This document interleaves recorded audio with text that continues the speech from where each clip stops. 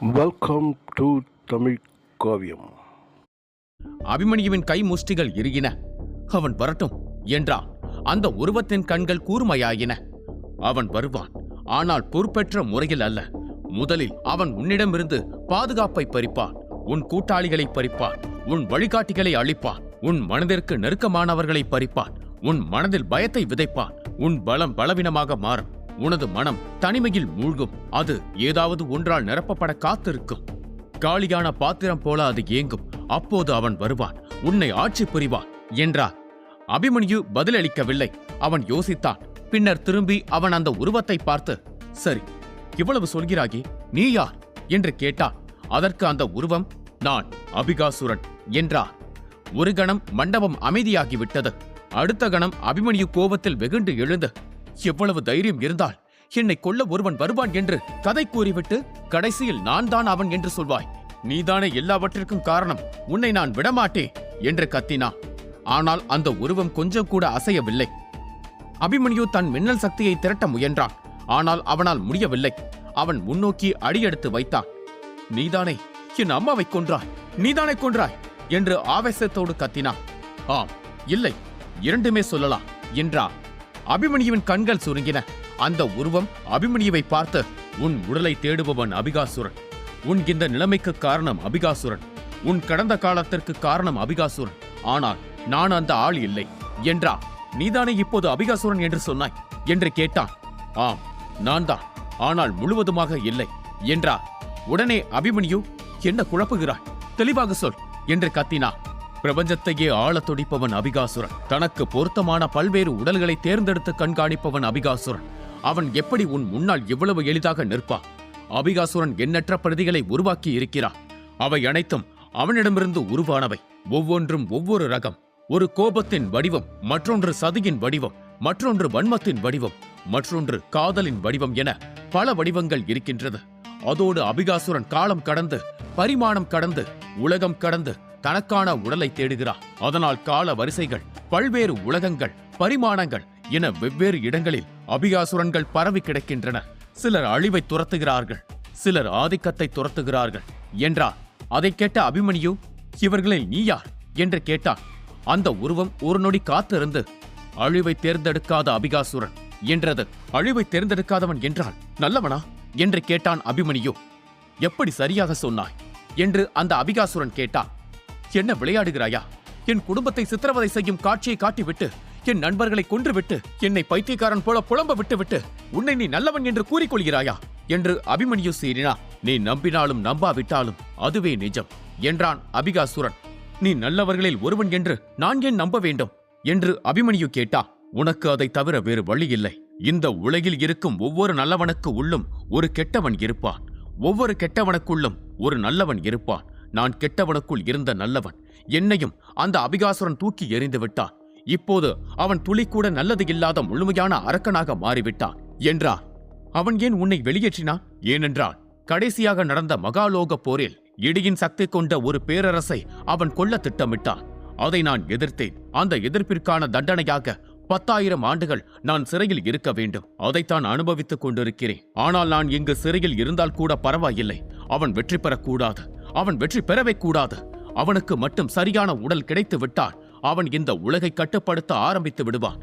அவன் வெற்றி பெறக்கூடாது. அவன் அழிய வேண்டும். ஆனால் அது என்னால் முடியாது. நீ அதை செய்ய வேண்டும்.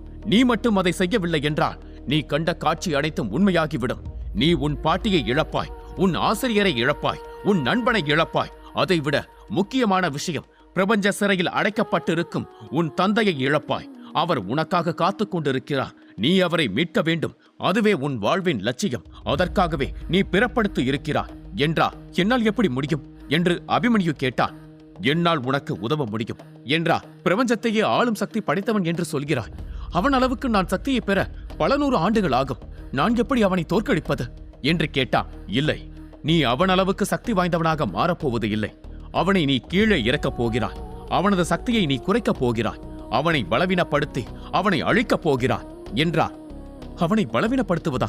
அது எப்படி என்று அபிமன்யு கேட்டான். எண்ணற்ற அபிகாசுரன்கள் இருக்கிறார்கள் என்று சொன்னேன் அல்லவா? அவர்கள்தான் அவனது சக்திகள். நீ ஒவ்வொருத்தரையாக கண்டுபிடித்துக் கொள்ள வேண்டும். அப்படி நீ செய்தால் அவனது வலிமை குறையும். நீ குறைந்தது 28 அபிகாசுரன்களையாவது கொல்ல வேண்டும். அவை 28ம் அசல் அபிகாசுரனின் சக்தி மூலங்கள். அவர்களை கொன்றால் அவன் பலவீனம் அடைவான் என்றான். நான் உன்னை எப்படி நம்புவது என்று அபிமன்யு கேட்டான். நீ என்னை நம்புகிறாயா இல்லையா என்பது தேவையல்ல. நீ பார்த்த எதிர்கால காட்சிகள் நடக்க வேண்டுமா வேண்டாமா என்பதை கேள்வி. சொல், நீ அதை பார்க்க விரும்புகிறாயா என்று கேட்டான். கண்டிப்பாக இல்லை என்றான் அபிமன்யு. அதற்கு ஒரே வழி அவனை அடக்குவது. நான் உனக்கு உதவுவேன் என்றான். உன் கண்களை கட்டிய அந்த சிவப்பு துணி அது உன்னிடமே இருக்கும். நான் உன்னை தொடர்பு கொள்ள நினைக்கும் போது அது ஒளிரும், உன்னை அழைக்கும் என்றார். அபிமன்யு ஒரு கணம் அமைதியாக நின்றான். அரியணையில் இருந்தவரின் வார்த்தைகள் அவன் மனதில் எதிரொலித்தன. நீ 28 அபிகாசுரன்களை கொல்ல வேண்டும். அந்த உருவம் சிம்மாசனத்தில் சாய்ந்தது. அவனை சுற்றியிருந்த கருமையான புகை மெதுவாக அடர்த்தியாக ஆரம்பித்தது. அந்த உருவம் மீண்டும் அவனை பார்த்து, ஒன்றை மட்டும் நினைவில் கொள், உன் கண்களை கட்டியிருந்த துணி ஒளிரத் தொடங்கும் போது நான் உன்னை அழைக்கிறேன் என்று அர்த்தம். அதுவரை இது குறித்து யாரிடமும் சொல்லாதே. ஏனென்றால் எதிர்காலத்தை அறிவது பேரழிவின் அறிகுறி. அபிமன்யு அவரை பார்த்து, ஒருவேளை நான் கூறிய அனைத்தையும் புறக்கணித்தால் என்று கேட்டான். அந்த உருவம் லேசாக சிரித்தது. அப்படி செய்தால் நீ பார்த்த எதிர்காலம் தொடங்கும் என்று அர்த்தம் என்றார். அபிமன்யு இன்னொரு கேள்வி கேட்கும் முன் முழு மண்டபமும் நடுங்கியது. தூண்கள் நடுங்கின. அரியணை புகையில் கரையத் தொடங்கியது. அபிமன்யு முன்னேறினான். பொறு, நீ இன்னும் எனக்கு பதில் சொல்லவில்லை. அந்த உருவத்தின் குரல் கடைசியாக ஒரு முறை எதிரொலித்தது. என்னால் உன்னிடம் அதிக காலம் உரையாட முடியாது. வெளியே உலகம் நகர்ந்து கொண்டிருக்கிறது என்று அவர் கூறிய நொடி அந்த சிம்மாசனத்தை புகை விழுங்கியது. மண்டபம் இருளில் சரிந்தது. அடுத்த கணம் அபிமன்யு ஒரு சக்தி தன்னை பின்னோக்கி இழுப்பதை உணர்ந்தான். அவன் கால்களுக்கு கீழே இருந்த தரை மறைந்து விட்டது. சிவப்பு துணி திடீரென்று அவன் கையை ஒரு உயிருள்ள பொருளைப் போல சுற்றி கொண்டது. பிறகு எல்லாம் அமைதியாகிவிட்டது. அவன் கண்களை திறக்கும் போது ரத்னவதி, அதியரசன், இமயவர்மன் என அனைவரும் நின்று கொண்டிருந்தனர். உடனே ரத்னவதி பெருமூச்சு விட்டு, நல்லவேளை நீ கண் விழித்து விட்டாய் என்றான். அபிமன்யு சுற்றி முற்றி பார்த்தான். என்ன நடந்தது என்று கேட்டான். அவர்கள் ஒரு பிரம்மாண்டமான பாறை சுவர் முன்னால் நின்று கொண்டிருந்தார்கள். அந்த பாறையில் ஒரு விரிசல் விட்டு இருந்தது. ரத்னவதி அவனை பார்த்து, பனிக்குளத்தின் இருந்த முத்திரை உடைக்கப்பட்டது. அதன் ரகசியம் வெளிப்படப் போகிறது. பொக்கிஷம் தெரிய வரப் போகிறது. முத்திரையை உடைப்பதில் அளவு கடந்த சக்தியை நீ உள்வாங்கியதால் மயங்கி விட்டாய். நாங்கள் சக்தி கல்லின் மூலமாக பெரியவர்களை தொடர்பு கொண்டோம். உடனே இமயவர்மரும் அதியரசரும் வந்தார்கள் என்றார். இமயவர்மன் முகத்தில் லேசான எரிச்சலுடன், அபிமன்யு, உன் ஆச்சரியம் நியாயமானது. ஏனென்றால் நீ உடைத்த முத்திரையை உருவாக்கியவர் எனது பழங்குடியினரின் மூதாதையரான பசுமர். இந்த முத்திரை பசுமதேவ முத்திரை என்று அழைக்கப்படுகிறது. அவர் 5 பழங்குடியினருடன் சேர்ந்து இந்த இடத்தின் இயற்கை சக்திகளை பயன்படுத்தி இந்த முத்திரையை உருவாக்கி இந்த இடத்தை முழுவதுமாக மறைத்தார். ஆனால் அதன் பிறகு யாராலும் அதை உடைக்க முடியவில்லை.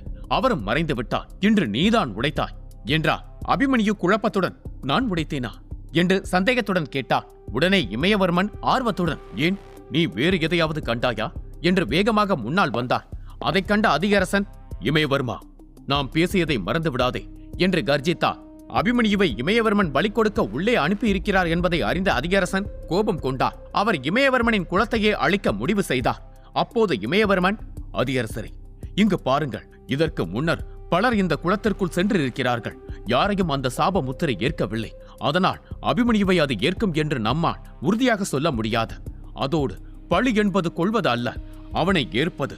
அபிகாசுரனின் சக்தியை ஏற்பது என்பது அவனுக்கு ஒரு வரம். அதில் அவன் வெற்றி பெறுவானா மாட்டானா என்பது விதியை பொறுத்தது. அதோடு அவன் இங்கு வர வேண்டும், இதை செய்ய வேண்டும் என்பது நான் தீர்மானித்த ஒன்றல்ல, அவனுக்கு விதிக்கப்பட்ட ஒன்று.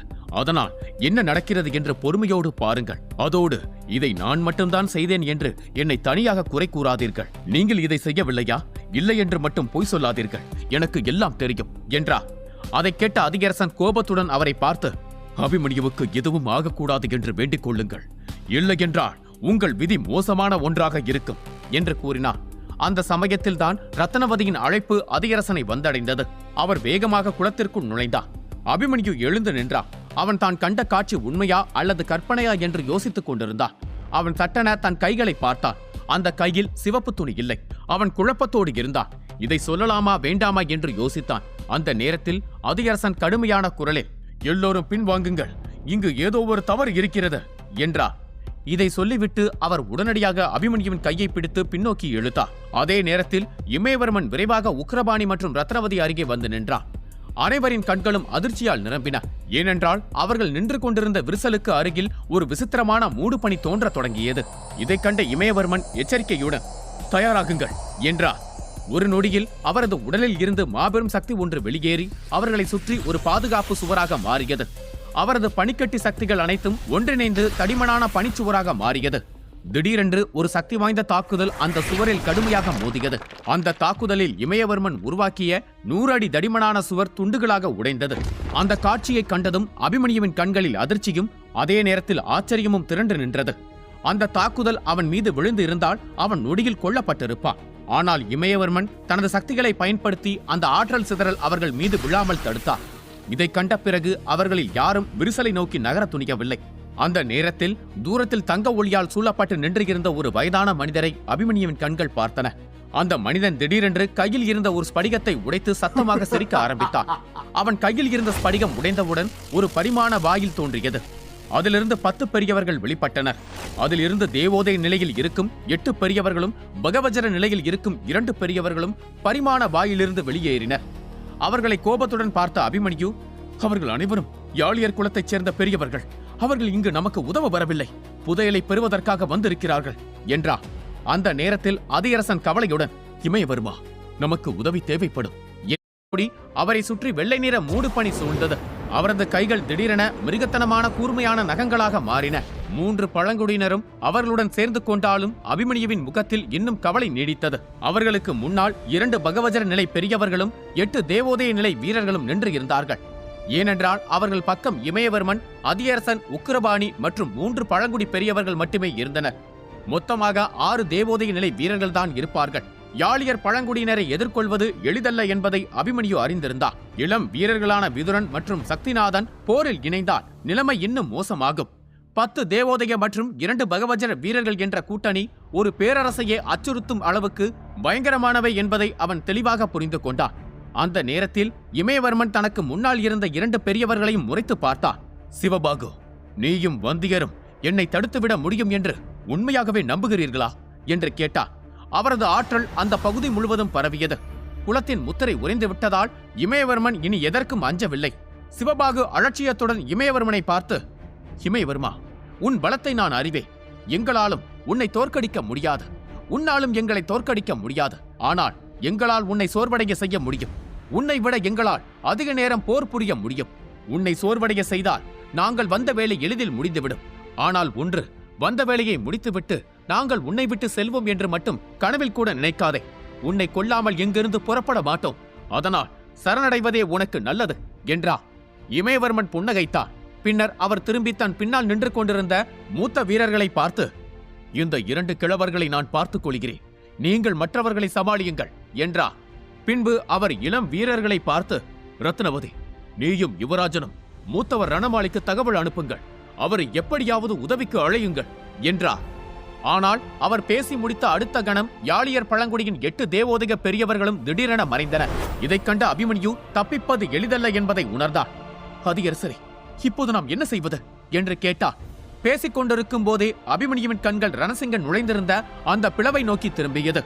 அபிமன்யுவின் முகத்தில் இருந்த கவலையை கவனித்த அதியரசன் உறுதியான குரலில், அபிமன்யு, நாம் எப்படியாவது அந்த பிளவுக்குள் நுழைய வேண்டும். உன் ஆச்சாரியரை காப்பாற்ற தேவையான அந்த நீல நெருப்பு தாமரை பழம் அங்கேதான் இருக்கிறது. நாம் எப்பாடு பட்டாவது அதை அடைந்தே தீர வேண்டும். முதலில் நான் உனக்கு ஒரு வழியை உருவாக்குகிறேன், பின்னர் உன்னோடு சேர்ந்து கொள்கிறேன் என்றார். அவர் திரும்பி தனக்கு முன்னால் இருந்த வீரர்களை கண்டார். அவர் ரகசியமான குரலில், அபிமன்யு, நீ யாருக்கும் தெரியாமல் எப்படியாவது அந்த பிளவுக்குள் ஊடுருவ முயற்சி செய். நான் இவர்களை தடுக்கிறேன் என்றார். அதை கூறிவிட்டு அவர் தனது மோதிரத்தில் இருந்து ஒரு வெள்ளை நிற மாத்திரையை எடுத்து விழுங்கினார். அந்த மாத்திரையிலிருந்து குளிர்ந்த பனி போன்ற ஆற்றல் வெளிப்பட்டது. அதை உட்கொண்ட அடுத்த கணம் அவரது உடல் பலமாக நடுங்கியது. அவரது ஆற்றல் 5வது நிலையில் இருந்து 7வது நிலைக்கு உயர்ந்தது. அடுத்த கணமே அவர் தனக்கு முன்னால் இருந்த மூத்தவர்கள் மீது கடுமையான தாக்குதலை தொடுக்க துவங்கினார். திடீரென அதிகரசனின் ஆற்றல் இவ்வளவு தூரம் உயர்வதைக் கண்டு அவருக்கு முன்னால் நின்ற 2 பெரியவர்களும் அதிர்ச்சி அடைந்தனர். உடனடியாக அந்த 2 பெரியவர்களும் தங்கள் ஆற்றலை ஒன்று சேர்த்து அதிகரசனை திருப்பி தாக்க துவங்கினர். அவர்கள் இருவரும் தேவோதய நிலையின் 5ஆம் கட்டத்தில் இருந்தனர். அவர்களின் ஒருங்கிணைந்த தாக்குதல் அதிகரசனின் தாக்குதலுடன் மோதிய போது மிகப்பெரிய வெடிப்பு ஏற்பட்டது. அந்த மோதலில் சுற்றியிருந்த மூடுபனி சிதறி ஓடியது. அதே நேரத்தில் இமயவர்மன் சிவபாகு மற்றும் வந்தியருடன் மூர்க்கமான போரில் இறங்கினார். இமயவர்மனின் சக்தி வாய்ந்த தாக்குதல்களை சமாளிக்க முடியாமல் அவர்கள் திணறினர். அவர்கள் இருவரும் இணைந்து தாக்கி தங்களை தற்காத்துக் கொண்டனர். இதற்கிடையில் 3 பழங்குடி பெரியவர்களும் தலா 2 யாளியர் குல மூத்தவர்களுடன் சண்டையிட்டனர். இது யுவராஜன், ரத்னவதி மற்றும் இளம் வீரர்கள் அங்கிருந்து தப்பிச் சென்று ரணமாளியின் உதவியை பெற வழிவகை செய்தது. ஆனால் அவர்கள் முன்னேற முயன்ற போது சக்திநாதனும் விதுரனும் திடீரென அவர்கள் வழியை மறித்தனர். அவர்களிடமிருந்து வெளிப்பட்ட ஆற்றலைக் கண்டு அபிமன்யு அதிர்ந்தான். உக்கிரபாணியைப் போலவே விதுரனும் தேவோதய நிலையின் ஆரம்ப கட்டத்தில் இருந்தான். அவனுக்கு அருகில் இருந்த சக்திநாதன் ஏற்கனவே தேவோதய நிலையின் 2ஆம் கட்டத்தை எட்டி இருந்தான். அவர்கள் உடல்களிலிருந்து வெளிப்பட்ட அபரிமிதமான ஆற்றல் அனைவரையும் கவலையில் ஆழ்த்தியது. அந்த நேரத்தில் உக்கிரபாணி முன்னால் வந்து ரத்னவதியை தனக்கு பின்னால் தள்ளினான். சக்திநாதா, நீயும் விதுரனும் பலவீனமானவர்களிடமே உங்கள் பலத்தை காட்டுகிறீர்களே, உங்களுக்கு ஒரு நாளும் ஒருபோதும் வெட்கமாகவே இருக்காதா என்று கேட்டார். அதைத் தொடர்ந்து அவன் தனது பனிச்சுத்தியலை வெளியே எடுத்தார். அவனது முகத்தில் ஒரு கொலைவெறி தெரிந்தது. ரத்னவதி கவலையுடன் உக்கிரபாணியை பார்த்தார். சகோதரரே, அவர்கள் பல நாட்களாக தேவோதய நிலை வீரர்கள். நீங்களோ இப்போதுதான் அந்த நிலையை எட்டி இருக்கிறீர்கள். அவர்கள் இருவரையும் நீங்கள் எப்படி எதிர்ப்பீர்கள் என்று கேட்டார். உக்கிரபாணி அவளை அமைதியாக பார்த்து, ரத்னவதி, என்னால் அவர்களை தோற்கடிக்க முடியாவிட்டாலும் எனது தற்போதைய பலத்தைக் கொண்டு என்னால் அவர்களை வெற்றி பெற விடாமல் பார்த்துக் கொள்ள முடியும் என்றார். தயக்கமின்றி அவன் தனது சுத்தியலில் ஆற்றலை நிரப்பி விதுரன் மற்றும் சக்திநாதனை தாக்க துவங்கினான். அந்த தாக்குதலை கண்ட சக்திநாதன் புன்னகைத்து தனது உடல் முழுவதும் பரவும் வகையில் தங்க நிற ஆற்றலை வெளிப்படுத்த துவங்கினான். உக்கிரபாணியின் சுத்தியல் விதுரனை நோக்கி பாய்ந்த போது அந்த யாளியர் குல வீரன் அதை எளிதாக தடுத்தார். இதைக் கண்ட அபிமன்யு தன் மனதிற்குள் வியந்தான். தங்க நிற மர்ம ஒளி. ஆச்சாரியர் சொன்னது சரிதான். யாளியர்களிடம் பஞ்சபூத ஆற்றல் கிடையாது. அதற்கு பதிலாக அவர்கள் மர்மமான மிருகங்களிடமிருந்து பெற்ற ஒரு சிறப்பு வகை சக்தியை கட்டுப்படுத்துகிறார்கள். ஏதோ ஒரு சக்தி வாய்ந்த உயிரினத்திடமிருந்துதான் அவர்கள் இந்த ஒளியை பெற்றிருக்க வேண்டும். யாளியர் பழங்குடி உண்மையிலேயே மர்மமான, அதே நேரத்தில் பயங்கரமான குழுதான் என்று தனக்குள் கூறிக்கொண்டார். சக்திநாதனும் உக்கிரபாணியும் சண்டையில் மூழ்கியதால் ரத்னவதியையும் யுவராஜனையும் தடுக்கும் வாய்ப்பு விதுரனுக்கு கிடைத்தது. அபிமன்யு பதற்றத்துடன், ரத்னவதியும் யுவராஜனும் அமரோதய நிலையின் 5ஆம் மற்றும் 4ஆம் கட்டங்களில் மட்டுமே இருக்கிறார்கள். அவர்களுடன் இருப்பவர்களும் அவ்வளவு பலமானவர்கள் அல்ல. அவர்களால் விதுரனிடம் அதிக நேரம் தாக்குப்பிடிக்க முடியாது என்று பதட்டம் கொண்டான். அதியரசனும் இமயவர்மனும் நன்றாக போரிட்டாலும் மற்ற 3 பழங்குடி பெரியவர்களும் தங்கள் சண்டைகளில் தடுமாறுவதை அவனால் காண முடிந்தது. அவர்கள் மூவரும் தோற்கடிக்கப்பட்டால் அதியரசனும் இமயவர்மனும் கூட ஆபத்தில் சிக்க நேரிடும். அபிமன்யு இதை பற்றி சிந்தித்துக் கொண்டிருந்த போதே அந்த பகுதி முழுவதும் ஒரு வலியுடனான அலறல் சத்தம் எதிரொலித்தது. அவன் கண்களுக்கு முன்னால் கனககருடன் பழங்குடியைச் சேர்ந்த ஒரு வீரர் கடுமையாக தாக்கப்பட்டு பலத்த காயங்களுடன் தூக்கி எறியப்பட்டார். இதைக் கண்ட விதுரன் ஆணவத்துடன் சிரித்தான். விலங்குகளின் பெயரில் பழங்குடிகளை அமைத்து விட்டால் யாளியர் பழங்குடியுடன் போட்டியிட முடியும் என்று நினைக்கிறீர்களா?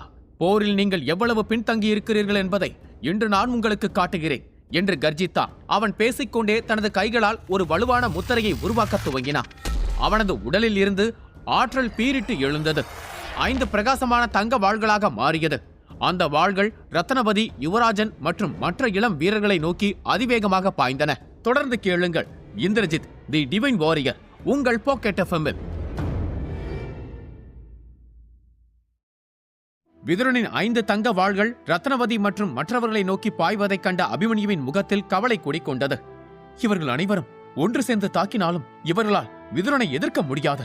அவன் தேவோதய நிலையின் ஆரம்ப கட்டத்தை எட்டிவிட்டான்.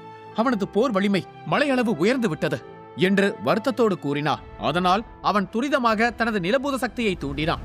கடல் அலை போல திரண்ட ஆற்றல் பாய்ந்து சென்று விதுரனால் உருவாக்கப்பட்ட 5 வாள்களையும் நேருக்கு நேராக தாக்கியது. அதே நேரத்தில் வெள்ளி நிறத்தில் மின்னும் அரை நிலவு தாக்குதலையும் அவன் துரிதமாக கட்டவிழ்க்க அதுவும் அந்த 5 வாள்களின் மீது புயல் வேகத்தில் மோதியது. 2 தாக்குதலின் மோதலில் 5 வாள்களும் ஒரே நேரத்தில் வெடித்து சிதறியது. தனது தாக்குதல்கள் சிதறடிக்கப்படுவதைக் கண்ட விதுரனின் கண்களில் கோபம் தெரித்தது. ஆனால் அபிமன்யு அதைக் கண்டு புன்னகைத்துக் கொண்டிருந்தான். அதை பார்த்த விதுரன் ஆவேசத்துடன், மரணத்தின் மீது உனக்கு தீராத ஆசை இருக்கிறது போல உனது பெயர் பல இடங்களில் ஒலிக்கப்படுகிறது. பல இளம் வீரர்களின் மத்தியில் உனது பெயர் வலம் வருகிறது. ஆனால் உன்னை பற்றி நான் விசாரித்ததன் மூலமாக ஒரு உண்மையை கண்டுபிடித்தேன். இந்த வீரர்கள் புகழும் அளவுக்கு நீ மாவீரன் அல்ல. நீ பங்கேற்கும் ஒவ்வொரு போரிலும் நீ தோல்வியை தழுவும் போது யாராவது ஒருவர் உன்னை காப்பாற்ற வருகிறார். அந்த கிழட்டு சிவமாதவரும் அவருடைய மகளும் உனக்கு மலையளவு ஆதரவு தருகிறார்கள். ஆனால் நீ ஒன்றை மறந்துவிடக் கூடாது. இது துவாரக குலம் அல்ல. இங்கு உன்னை காப்பாற்ற எவரும் வரமாட்டார். அதனால் கடைசியாக நான் உனக்கு ஒரு வாய்ப்பு அளிக்கிறேன். மரியாதையாக இந்த மிருக கூட்டத்திடம் இருந்து விலகி இரு. இல்லை என்றால் புதைக்க எலும்புகள் கூட இல்லாதபடி மோசமான மரணத்தை நீ சந்திக்க வேண்டியிருக்கும் என்றார். இதை கேட்ட அபிமன்யு ஏளனம் நிறைந்த குரலே, எல்லா போர்களிலும் இப்படித்தான் பேசிக் கொண்டிருப்பாயா? இது உனக்கு சலிப்பு தட்டவில்லையா? எதிரியை களத்தில் வீழ்த்துவதை விட வாயில் வீழ்த்துவதுதான் உனக்கு பிடித்தமானதாக இருக்கிறது அல்லவா? ஆனால் உனது வேலை என்னிடம் பலிக்காது. அதோடு உன்னிடம் ஒரு விஷயத்தை சொல்ல மறந்துவிட்டேன். நான் ஆகாசர் குலத்தின் சவாலை முடித்து விட்டேன். அதனால் இனி வசுதேவியை திருமணம் செய்து கொள்ளும் எண்ணத்தை அடியோடு மறந்துவிடு என்றார். இதை கேட்டவுடன் விதுரனின் முகம் ஆத்திரத்தில் சிவந்தது. அவன் ஆவேசத்துடன், அபிமன்யு, என்ன ஆனாலும் சரி, உன்னை கொன்றுவிட்டுதான் இங்கிருந்து போவேன் என்று கத்தினான். அதைத் தொடர்ந்து அவன் துரிதமாக முத்திரைகளை உருவாக்கத் துவங்கினான். யாழியின் கர்ஜனை எட்டு திக்கும் ஒலிக்கட்டும் என்று அந்த இடமே அதிரும்படி அவன் கர்ஜித்தான். அவன் இதை சொன்னவுடன் அவனது உடலில் இருந்து ஒரு சக்தி அலை வெடித்து கிளம்பி அபிமன்யுவை நோக்கி வேகமாக பாய்ந்தது. இதைக் கண்ட அபிமன்யு ரத்னவதி மற்றும் யுவராஜனை பார்த்து, நீங்கள் இருவரும் மற்றவர்களுடன் உடனடியாக இங்கிருந்து வெளியேற வேண்டும். இங்கு நடப்பதை மூத்தவர்களுக்கு தெரியப்படுத்துங்கள். இந்த விதுரனை நான் பார்த்துக் கொள்கிறேன் என்றார். இதைக் கேட்ட ரத்னவதியின் முகத்தில் எந்த ஆச்சரியமும் தெரியவில்லை. அபிமன்யு தனது முழு திறமையை பயன்படுத்தினால் விதுரனை தோற்கடிப்பது அவனுக்கு பெரிய விஷயமல்ல என்பது அவளுக்கு தெரியும். அதனால் அவள் யுவராஜனுடன் அங்கிருந்து விரைவாக வெளியேறினாள். அவர்கள் அங்கிருந்து வெளியேறியதை உறுதி செய்த பிறகு அபிமன்யு தனது பார்வையை விதுரனின் பக்கம் திருப்பினான். இவனது கணக்கை துரிதமாக தீர்க்க வேண்டும் என்று உறுதி கொண்டான். அந்த நேரத்தில் அபிமன்யுவின் உடலை சுற்றி கருப்பு நிற மின்னல் ஆற்றல்கள் குவிய தொடங்கின.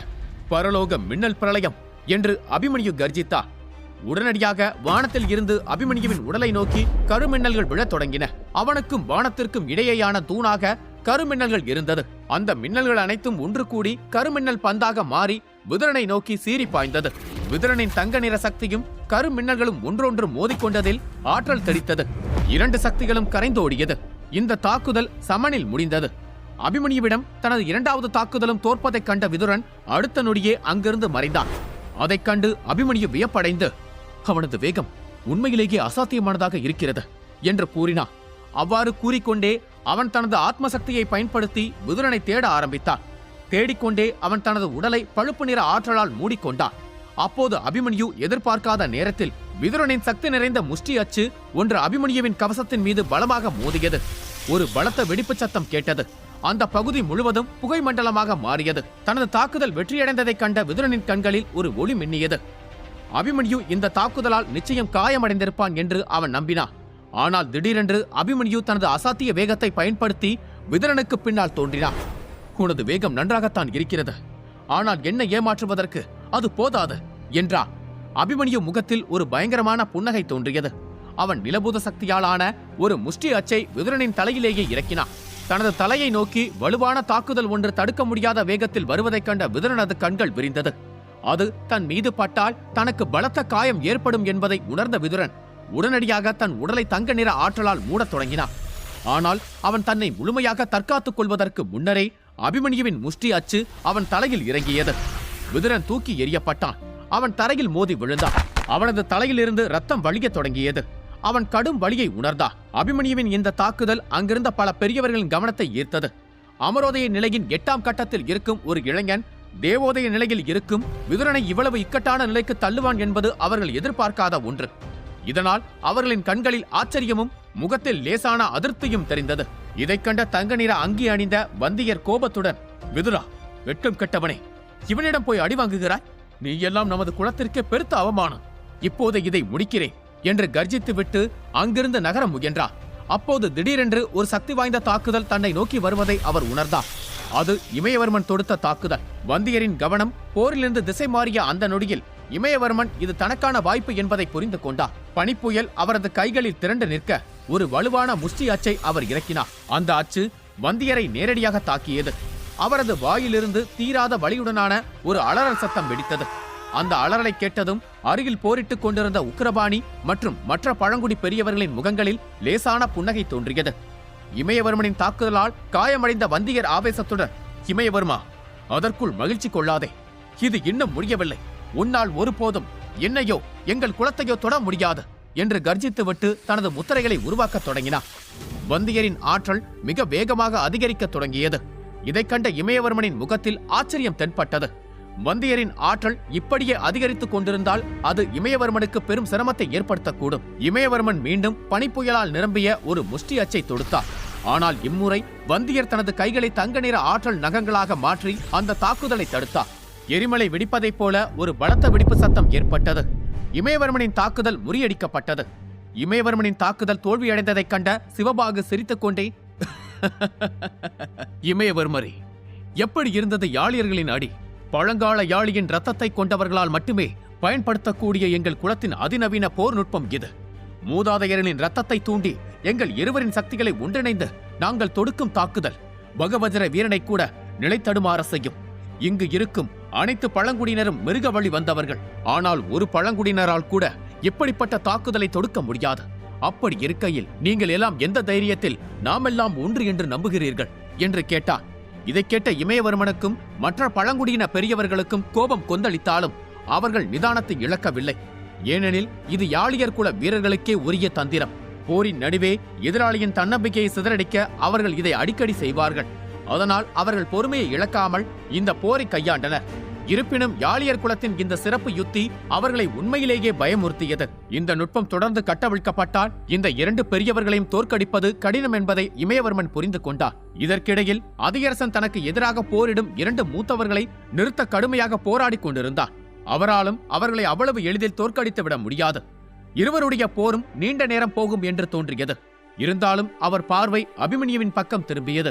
மரணத்தை தொடும்போது தான் செய்த பாவங்கள் அனைவரது கண்களுக்கு தெரியும் என்பதைப் போல இந்த இக்கட்டான சூழலில் அபிமன்யுவுக்கு அவர் செய்த துரோகம் தென்பட்டது. உண்மையை சொல்லாமல் அவனை குளத்துக்குள் அனுப்பி இருக்கக்கூடாது. அவனை அபிகாசுரன் தொடவில்லை என்றாலும் நான் அதை சொல்லி இருக்க வேண்டும் என்று மனதிற்குள் நினைத்தார். பின்னர் உறுதியான முகத்துடன் இந்த இருவரையும் சீக்கிரமாக தோற்கடித்துவிட்டு அபிமன்யுவுக்கு உதவ வேண்டும். அவனது உயிரை காப்பாற்றிக் கொடுப்பதன் மூலம் நான் செய்த தவறு ஈடு செய்யப்படும் என்று முடிவெடுத்தார். இவ்வாறு அவர் நினைத்துக் கொண்டிருக்கும் போது இந்த போர்களுக்கு அப்பால் அபிமன்யுவின் மனதில் ஒரே ஒரு எண்ணம் மட்டுமே இருந்தது.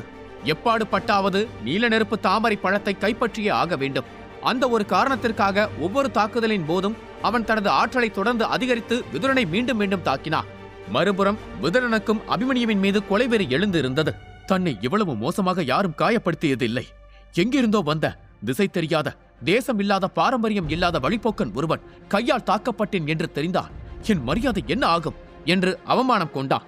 அவன் பற்களை கடித்துக் கொண்டு ஆவேசத்துடன், அபிமன்யு, உனக்கு கொடூரமான மரணத்தை நான் பரிசளிப்பேன். இந்த உலகில் யாரும் பார்த்திராத வகையில் உனது மரணம் நிகழும். உனது உடை இரண்டாய் பிளந்து உன் ரத்தத்தை மழையாய் பொழிய வைக்கவில்லை என்றால் நான் சுமதேன் இல்லை என்று கர்ஜித்தான். அவன் பேசும்போது அவனது உடலில் இருந்து அபரிமிதமான ஆற்றல் வெளிப்படத் தொடங்கியது. அவனை சுற்றி பெரும் சக்தி அலைகள் எழுந்தன. அவனது மனித உடல் ஒரு தங்க நிற யாழியாக மாறத் தொடங்கியது. அதன் மீது ஒரு ஊதா நிற ஸ்படிகம் மின்னியது. அந்த ஸ்படிகத்தை கண்ட அபிமன்யு ஆச்சரியத்துடன், இந்த போரை முடிக்க வேண்டிய நேரம் வந்துவிட்டது என்று தோன்றுகிறது என்றார். அந்த நேரத்தில் விதுரனை சுற்றியிருந்த அந்த சக்தி சூறாவளி இன்னும் வலிமையாக தொடங்கியது. அந்த புயலுக்கு ஒரு யாழியின் நிழல் தோன்றத் தொடங்கியது. அது விதுரனின் உண்மையான உருவத்தை வெளிப்படுத்த ஆரம்பித்தது. ஊதா நிற ஸ்படிகத்துடன் கூடிய அந்த 40 அடி யாழியின் அதீத சக்தி அபிமன்யுவை கொஞ்சம் கூட பயமுறுத்தவில்லை. அவன் திரும்பி அந்த பிளவை பார்த்தான். அந்த பிளவு மூடுவதற்குள் நான் அதற்குள் நுழைய வேண்டும். இல்லை என்றால் இவ்வளவு தூரம் வந்து போராடிய என் முயற்சிகள் அனைத்தும் வீணாகிவிடும் என்று உறுதி கொண்டான். அதே நேரத்தில் அவன் விதுரனின் உடலிலிருந்து வெளிப்படும் ஆற்றலை உன்னிப்பாக கவனித்தான். அவனது முகத்தில் லேசான கவலை தோன்றியது. விதுரனின் கைகளில் உருவாகும் அந்த தாக்குதல் மிகவும் ஆபத்தானது என்பதை அபிமன்யு உணர்ந்தார். அவனது புருவங்கள் சுருங்கின.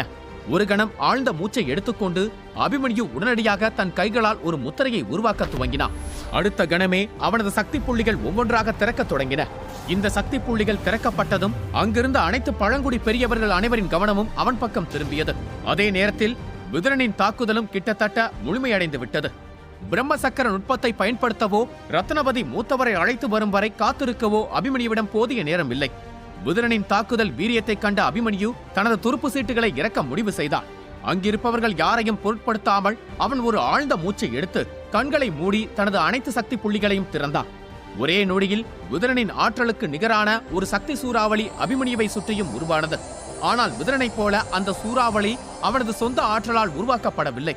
இதைக் கண்டு அங்கிருந்த அனைவரும் அதிர்ச்சியுடன் அபிமன்யுவை பார்த்தார்கள். கண் இமைக்கும் நேரத்தில் 2 பிரம்மாண்டமான சக்தி சூறாவளிகள் அனைவர் கண்களுக்கு முன்னால் வேகமாக சுழலத் தொடங்கின. இதன் காரணமாக அந்த பனிமூட்ட குளத்தின் ஆழத்தில் நடந்து கொண்டிருந்த அனைத்து போர்களும் ஒரு நிமிடம் நின்றன. யாளியர் குல நுட்பத்தை பயன்படுத்தி விதுரன் ஒரு சக்தி சுழலை உருவாக்க அவனுக்கு இணையான ஒரு சுழலை அபிமன்யு உருவாக்கினார். விதுரன் உட்பட யாளியர் குலத்தின் உறுப்பினர்கள் அனைவரும் அந்த அபிமன்யுவையே பார்த்து கொண்டிருந்தனர். அவனது உடல் 2 வண்ண ஆற்றல்களால் சூழப்பட்டிருந்தது. அது அவனை ஒரு பயங்கரமான மர்ம மிருகத்தைப் போல காட்டியது. வர்ணபூத ஆற்றலால் அபிமன்யுவின் ஒரு கை நீல நிறமாகவும் நிலபூத சக்தியால் அவனது மற்றொரு கை பழுப்பு நிறமாகவும் மாறியிருந்தது. இதைக் கண்ட இமயவர்மன் வியப்படைந்தார். 2 வெவ்வேறு பூத ஆற்றல்கள், இவன் 2ஐயுமே கொண்டிருக்கிறான். அப்படியானால் அவனிடம் நிச்சயம் ஒரு தேவரத்தின சக்திகள் இருக்கும். இல்லை என்றால் அவனது தற்போதைய நிலைக்கு ஒரே நேரத்தில் 2 பூத ஆற்றல்களை கட்டுப்படுத்துவது சாத்தியமே இல்லாத ஒன்று. தேவரத்தினக்கள் இல்லை என்றால் இந்நேரம் அந்த 2 சக்திகளும் அவனது உடலை அழித்திருக்கும். இப்போது புரிகிறது எனது ஸ்படிகம் ஏன் ஒளிர்ந்தது என்று. இவனிடம் ஏதோ ஒன்று இருக்கிறது. இவன் அபிகாசுரன் தேடும் ஆள் இல்லை என்றாலும் இவனிடம் ஏதோ ஒன்று இருக்கிறது. இவனது குரு யார்? இவனது பின்னணி என்ன? இவனுக்கு சக்தி ரத்தின கல்லை கொடுத்தது யார் என இவனை பற்றிய அனைத்தும் மர்மமாகவே உள்ளது. கூடிய விரைவில் இவன் யார் என்பதை கண்டறிய வேண்டும் என்று முடிவு செய்தார். அதே நேரத்தில் அபிமன்யு 2 பூத ஆற்றல்களை ஒன்றாக பயன்படுத்துவதை கண்டபோது அங்கிருந்த பெரியவர்கள் அனைவரின் கண்களிலும் ஒரு ஒளி மின்னியது. ஆனால் அவர்கள் போரில் சிக்கியிருந்ததால் அவனை நெருங்க முடியவில்லை. ஒரு பூத ஆற்றலை கட்டுப்படுத்துவது என்பதே ஒவ்வொரு பிரம்மக்கலை வீரனும் அடைய துடிக்கும் உன்னதமான நிலையாக இருந்தது. ஏனென்றால் அது ஒருவரின் பயிற்சியையும் திறமையையும் பெருமளவில் அதிகரிக்கும் என்பது அனைவருக்கும் தெரியும். அப்படி இருக்கையில் தங்களுக்கு முன்னால் நிற்கும் இந்த இளைஞனோ தன் உடலுக்குள் 2 பூத ஆற்றல்களை மறைத்து வைத்திருக்கிறார். அது அனைவர் மனதிலும் கேள்விகளையும் ஆர்வத்தையும் பேராசையையும் தூண்டியது. ஆனால் அது குறித்து அபிமன்யு கவலைப்படவில்லை. அவன் தொடர்ந்து தனது உடலுக்குள் ஆற்றல்களை ஈர்த்து கொண்டே இருந்தான். இதனால் அவனது முகம் நெருப்பைப் போல சிவந்தது. அவனது கண்களில் ஒரு வெறித்தனம் தெரிந்தது. அவன் இயற்கையாகவே மின்னல் சக்தியை கொண்டவன் என்பதால் இந்த 2 சக்தியோடு சேர்த்து அது கொஞ்சம் கொஞ்சமாக தூண்டப்பட ஆரம்பித்தது. காய்ந்த மரம் பற்றி எறிவதைப் போல அவனது உடலில் இருந்து லேசான புகை எழத் தொடங்கியது. அது அவனை உயிரோடு எரிப்பதைப் போல இருந்தது. அவன் அனைத்து வழிகளையும் பொறுத்து கொண்டு இன்னும் சிறிது நேரம் மட்டும் தாக்கு பிடித்தால் போதும் என்று தனக்குள்ளேயே சொல்லிக் கொண்டான். அதே சமயம் விதுரனது முகத்தில் ஒரு வஞ்சகமான புன்னகை இருந்தது. அவன் தன் கைகளில் உருவாகும் சக்தியை பெருமிதத்தோடு பார்த்து கொண்டிருந்தான். ஏனென்றால் அவனை சுற்றி ஒரு சக்தி வாய்ந்த யாழி விஸ்வரூபம் எடுத்து நின்றது. அதன் வெண்பனி மூடு பனிக்கு இடையிலும் அதன் தங்க நிற ஆற்றல் பிரகாசமான சூரியனைப் போல ஜொலித்துக் கொண்டிருந்தது. தாக்குதலுக்கு தயாரானதும் விதுரன் கொலைமோகம் நிறைந்த குரலில், அபிமன்யு, ஆகாச குலத்தின் சவாலை முடித்து ஆத்மீக பாதையின் முதல் கட்டத்தை நீ தாண்டிவிட்டாய் என்பது எனக்கு தெரியும். ஆனால் அதுதான் நீ உன் வாழ்க்கையில் முடித்த கடைசி சவாலாக இருக்கும். இனி என் வாழ்க்கையில் மட்டுமல்ல, யார் வாழ்க்கையிலும் நீ குறுக்கிடக்கூடாது என்று கர்ஜித்துவிட்டு அபிமன்யுவை நோக்கி தனது தாக்குதலை தொடுத்தார். அடுத்த நொடி அவனை சுழன்று கொண்டிருந்த அந்த தங்க யாழி ஒரு நிஜமான யாழியைப் போலவே பயங்கரமான கண்களால் அபிமன்யுவை பார்த்தது. அதே சமயம் விதுரனின் குரல் கடல் அலை போல எதிரொலித்தது. ஆத்மீக சக்தி முத்திரையும் யாழியின் கர்ஜனையும் என்று கர்ஜித்தார். இதைக் கண்ட உக்கிரபாணி பதற்றம் கொண்டார். அபிமன்யு, அந்த தாக்குதலிலிருந்து விலகிவிடு என்று கத்தினார். ஆனால் உக்கிரபாணி தனது எச்சரிக்கையை முடிப்பதற்குள் அவனது மார்பில் ஒரு பலத்த அடி இடி போல இறங்கியது. அவனது கண்கள் தனது எதிராளி சக்திநாதன் பக்கம் திரும்பியது. அவன் மீண்டும் அவனுடனான தனது போரை தொடர்ந்தான். அவன் அபிமன்யுவுக்கு உதவ விரும்பினாலும் 2 தேவோதய வீரர்களை ஒரே நேரத்தில் எதிர்க்க தனது தற்போதைய பலம் போதாது என்பதை அவன் நன்றாகவே அறிந்திருந்தான். இதற்கிடையில் விதுரனிடமிருந்து தன்னை நோக்கி வரும் தாக்குதலை பொருட்படுத்தாமல் அபிமன்யு கண்களை மூடிக்கொண்டு அமைதியாக இருந்தார். இதைக் கண்ட விதுரனின் முகத்தில் கடும் கோபம் எரிமலை போல கொந்தளித்தது. உனக்கு எவ்வளவு திமிர் இருந்தால் என்னை மீண்டும் மீண்டும் அவமானப்படுத்துவாய்? நீ கொல்லப்பட வேண்டியவன், கொடூரமாக கொல்லப்பட வேண்டியவன் என்று கத்தினான். அந்த எண்ணத்துடன் அவன் தனது ஆற்றலை அதிகரித்து தாக்குதலின் வேகத்தை இன்னும் வீரியமாக்கினான். மறுபுறம் அபிமன்யு நின்ற இடத்தில் இருந்து நகராமல் இயற்கையின் ஆற்றலை தொடர்ந்து தன் உடலுக்குள் ஈர்த்து கொண்டிருந்தான். இதனால் அவனது நரம்புகள் வெடித்துவிடும் நிலைக்கு சென்றது. விதுரனின் ஆற்றலால் உருவான அந்த 40 அடி தங்க யாழி தனது பயங்கரமான வாயை திறந்து தன் எதிரியை அழிக்க அதிவேகத்தில் முன்னேறி சென்றது. 6 அடி உயரம் உள்ள இளம் அபிமன்யுவின் முகம் அதீத வெப்பத்தால் சிவந்து போயிருந்தது. அவனது உடலின் ஒவ்வொரு பாகத்திலும் சிவப்பு நிற வெடிப்புகள் தோன்ற துவங்கின. உண்மையில் அந்த வெடிப்புகள் ஒவ்வொன்றும் அவனது ஆற்றல் பாய்ந்தோடும் சக்தி நரம்புகள். அவை அளவுக்கு அதிகமான சக்தியால் விரிவடைந்து வெடிக்கும் நிலைக்கு தள்ளப்பட்டன. அவன் தாங்க முடியாத வலியை அனுபவித்துக் கொண்டிருந்த போதிலும் தனது முத்திரையை தொடர்ந்து உருவாக்கிக் கொண்டிருந்தான். இன்னும் சிறிது நேரம்தான் என்று மீண்டும் மீண்டும் தனக்குள் சொல்லிக் கொண்டான். இப்போது அவனது உதடுகளிலிருந்து வழிந்த ரத்தம் கூட காய்ந்திருந்தது. திடீரென்று அவனது சோர்வான முகத்தில் ஒரு பிரகாசம் தோன்றியது. அடுத்த கணம் அவனது கைகளில் ஒரு தங்க ஈட்டி தோன்றியது. சில நொடிகளில் அந்த தங்க ஈட்டி நெருப்பு சக்திகளால் நிரப்பப்பட்டு சிவப்பாக மாறியது. அதைத் தொடர்ந்து அபிமன்யு தனது உடலிலிருந்து வெளிப்படும் கருமின்னல் சக்திகளை அதில் ஊற்றி அதை மேலும் மேலும் நிரப்பினான். அவனது சக்திகள் ஈட்டியை சுற்றி சுழலத் தொடங்கின. அவனது ஈட்டி அதிரத் துவங்கியது. அது அவனது கைகளிலிருந்து விடுபட்டு பாயத் துவங்கியது. அபிமன்யுவுடைய இந்த வலிமையான தாக்குதலின் சக்தியைக் கண்டு சுற்றியிருந்த அனைவரும் திகைத்து போயினர். அவர்கள் தங்கள் சண்டையை நிறுத்திவிட்டு அந்த ஈட்டியையே பார்த்தனர். திடீரென்று கட்டுப்பாடற்ற அந்த ஈட்டி அபிமன்யு கையில் இருந்து விடுபட்டு மேல் நோக்கி பாய்ந்தது. குளத்திற்கு மேலே இருந்த வெண்மூடு பனிக்குள் மின்னல் வேகத்தில் நுழைந்து மறைந்தது. ஒரு கணம் எங்கும் அமைதி நிலவியது. அந்த அமைதியை கலைக்கும் விதமாக விதுரன் சத்தமாக சிரித்துவிட்டு, ஒரு ஈட்டியை கூட உன்னால் கட்டுப்படுத்த முடியவில்லை, நீ எல்லாம் என்று அவன் பேசிக் கொண்டிருக்கும் போதே அபிமன்யுவின் முதுகில் 2 வெவ்வேறு நிறங்களில் இருக்கக்கூடிய 2 இறக்கைகள் தோன்றின. ஒரு இறக்கை பழுப்பு நிறம், மற்றொரு இறக்கை நீல நிறம். 2 இறக்கைகளும் வேகமாக அடிக்க அவனது கால் மெதுவாக உயர்ந்தது. அவன் குளத்திற்கு மேலே காற்றில் எழும்பி வானை நோக்கி சென்றான். அவன் விதுரனை பார்த்து, ஆத்மீக முத்திரை உங்கள் பழங்குடியினரிடம் மட்டுமே இருப்பதாக எப்படி நினைத்தாய் விதுரா என்று கேட்டான். அதைத் தொடர்ந்து அவனது கண்கள் மூர்க்கமானது. ஆத்மீக முத்திரையும் கருமின்னல் தாக்குதலும் என்று கர்ஜித்தான். அவன் இதை சொன்ன அடுத்த நொடி வானத்திலிருந்து ஏதோ ஒரு சக்தி பிரகாசமாக வெடித்து சிதறி அந்த தங்க யாழியை நோக்கி புயல் வேகத்தில் வந்தது. அது அந்த யாழியின் தலையிலேயே இறங்கியது. அடுத்த கணம் பிரளயம் வெடித்ததைப் போல மிகப்பெரிய வெடிப்பு ஏற்பட்டது. 2 தாக்குதல்களின் மோதலால் உருவான அந்த பிரகாசமான சக்தி கோலத்தின் பக்கம் அனைவரின் பார்வையும் திரும்பியது. இதைக் கண்ட இமயவர்மன் அதிர்ச்சியுடன், இவன் தனது முத்திரையை வெற்றிகரமாக முடித்து விட்டான். அப்படி என்றால் இவன் இதற்கு முன்பே இது போன்ற ஒரு முத்திரையை உருவாக்கி இருக்க வேண்டும். இவ்வளவு பிரம்மாண்டமான முத்திரையை கட்டுப்படுத்துவது அவ்வளவு எளிதல்ல. உண்மையில் இந்த சிறுவனின் திறமை என்னை வியக்க வைக்கிறது. ஆனால் நான் இந்த தாக்குதலை நிறுத்த வேண்டும். ஏனெனில் இந்த 2 தாக்குதல்களும் இயற்கை ஆற்றலை தொடர்ந்து ஈர்த்துக் கொண்டே வருகின்றன. இது எப்படியே சென்றால் இங்கே இருக்கும் அனைவரும் பேராபத்தில் சிக்குவார்கள் என்று முடிவெடுத்து அவர் அபிமன்யுவை நோக்கி விரைந்தார். வந்தியரும் சிவபாகுவும் கூட தங்களுக்கு முன்னால் இருக்கும் தாக்குதல்கள் எவ்வளவு ஆபத்தானவை என்பதை உடனடியாக புரிந்து கொண்டனர். அதனால் அவர்களும் தங்கள் சக்திகளை பயன்படுத்தி முன்னோக்கி விரைந்து சென்று விதுரனை பின்னோக்கி இழுக்கத் தொடங்கினர். ஆனால் அபிமன்யு மற்றும் விதுரனின் தாக்குதல்கள் இடைவிடாமல் மோதிக்கொண்டன. ஒருபுறம் தங்க நிற ஆற்றலால் ஆன யாழி, மறுபுறம் கருப்பு மற்றும் சிவப்பு நிற ஆற்றலால் உருவான மின்னல் சுழல். கருப்பு மின்னல் கீற்றுகள் பாயும் வேகம் யாராலும் தெளிவாக பார்க்க முடியாத அளவுக்கு இருந்தது. அபிமன்யுவின் தாக்குதலைக் கண்டு உக்கிரபாணியும் சக்திநாதனும் கூட அச்சம் கொண்டனர். இதன் காரணமாக அவர்கள் சண்டையிடுவதை நிறுத்திவிட்டு வெடிப்பின் அதிர்வலைகளால் காயமடையாமல் இருக்க தங்கள் உடல்களை சுற்றி பாதுகாப்பு கவசங்களை உருவாக்க துவங்கினர். இதற்கிடையில் அந்த 2 தாக்குதல்களின் தொடர்ச்சியான மோதலால் கிட்டத்தட்ட 100 அடி அகலமுள்ள ஒரு பிரம்மாண்டமான சக்தி கோலம் ஒன்று அங்கு உருவானது. அது மேலும் மேலும் பெரிதாகிக் கொண்டே இருந்தது. அது விரிவடையும் போது அதன் பாதையில் இருந்த பாறைகள் அனைத்தும் தூள் தூளாக வெடித்து சிதறின. இதைக் கண்ட இமயவர்மன் மற்றவர்களை பார்த்து, அனைவரும் பிளவுக்குள் நுழையுங்கள் என்று கத்தினார். அந்த 2 தாக்குதல்களால் உருவான சக்தி கோலம் வெடித்ததால் தேவோதய வீரர்கள் கூட பலத்த காயமடையக்கூடும் என்று அவர்கள் சந்தேகித்தனர். அதனால் இமயவர்மனின் கட்டளையை கேட்டவுடன் அனைவரும் முத்திரை பிளவுக்குள் விரைந்தனர்.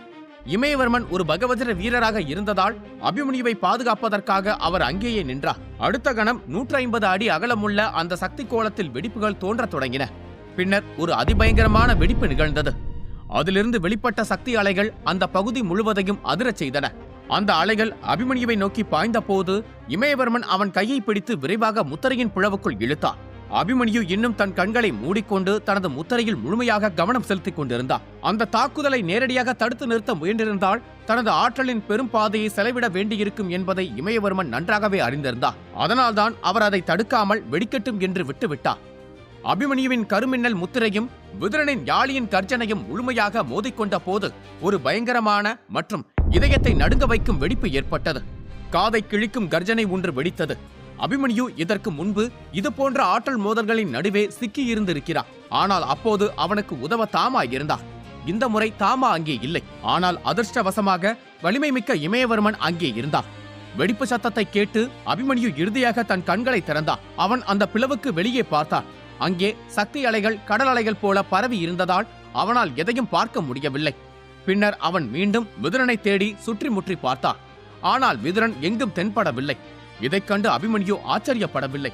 அதற்கு பதிலாக தன் அருகில் நின்ற இமயவர்மனிடம் பணிவு நிறைந்த குரலுடன், என்னை மன்னித்து விடுங்கள் இமயவர்மரே, நான் உணர்ச்சிகளுக்கு அடிமையாகி முட்டாள்தனமாக நடந்து கொண்டேன் என்றார். சரியான நேரத்தில் இமயவர்மன் தன்னை முத்திரையின் பிளவுக்குள் பாதுகாப்பாக அழைத்து வரவில்லை என்றால் தனது உடலில் உள்ள நிலபூத சக்தி மற்றும் வர்ணபூத சக்தியால் கூட தன்னை பாதுகாத்திருக்க முடியாது என்பதை அபிமன்யு இப்போது உணர்ந்தார்.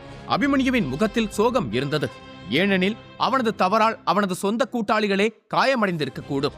அபிமன்யுவின் முகத்தில் இருந்த கவலையைக் கண்டு இமயவர்மன் அவன் தோளில் தட்டி, அபிமன்யு, நான் ஒன்றை சொல்கிறேன், அதை உன் நினைவில் வைத்துக்கொள். எது தேவையோ அதுவே தர்மம்.